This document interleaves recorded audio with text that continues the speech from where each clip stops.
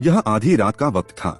लड़की के शरीर में तेज बुखार था और उसे बहुत प्यास लग रही थी। वह उठकर फ्रिज के पास गई और वहां से कुछ सिरप की बोतलें निकालकर पी लिया, लेकिन उसे जरा भी एहसास नहीं हुआ कि कमरे में कोई उसकी हरकतों को छुपकर देख रहा है। ऐसे ही उसने सिरप खत्म किया और ऊपर जाकर सोने की सोची। अचानक उसे नीचे से किसी चीज के सरकने की आवाज सुनाई दी। उसके दिल की धड़कन तेज हो गई। उसने धीरे धीरे सीढ़ियों से नीचे झाँका और जो देखा उसे देखकर उसकी रूह कांप उठी। घर के अंदर एक बड़ी और भयंकर शेर जैसी बाघ घूम रही थी। डर के मारे उसके शरीर का हर रोंगटा खड़ा हो गया। यह बाघ यहाँ कैसे आई?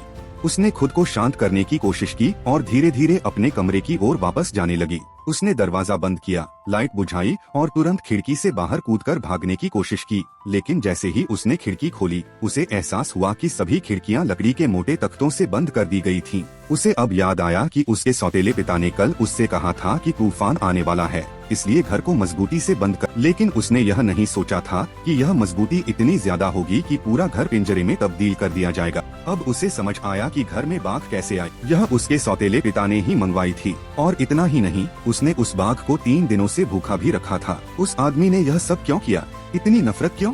लड़की के पास अब सिर्फ एक ही विकल्प था, किसी से मदद मांगना। उसने सोचा कि वह पुलिस को फोन करेगी, लेकिन उसका मोबाइल वॉशिंग मशीन के पास पड़ा था। उसने हिम्मत जुटाई और धीरे से कमरे का दरवाजा खोला। चारों ओर देखा, बाघ नहीं दिखी, तो वह धीरे धीरे वॉशिंग मशीन के पास पहुंची और अपना मोबाइल उठाकर पुलिस को कॉल करने लगी। लेकिन तूफान की वजह से नेटवर्क व्यस्त था और कॉल कनेक्ट नहीं हो रही थी। फिर उसने अपने सौतेले पिता को कॉल करने की कोशिश की, लेकिन उसका मोबाइल कार में पड़ा था और वह खुद शराब खाने में जश्न मना रहा था।